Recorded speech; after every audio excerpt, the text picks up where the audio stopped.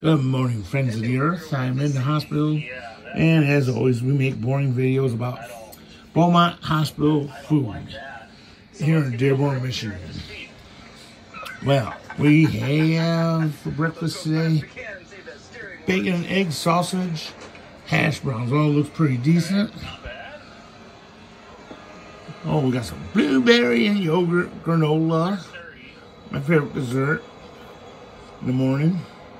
Along with a couple apples and diet ginger ale from Schweppes. It's always a delight to have a Schweppes from here. Well, I hope y'all liked the video. Like, subscribe, comment, and see you soon. Get the hell out of here. Hello, friends of the earth. This is the Dan McKenzie channel.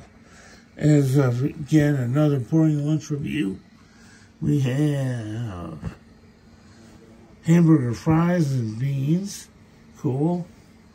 Toast salad. Fixings. I decided to opt for the iced tea. And a fruit cup for me.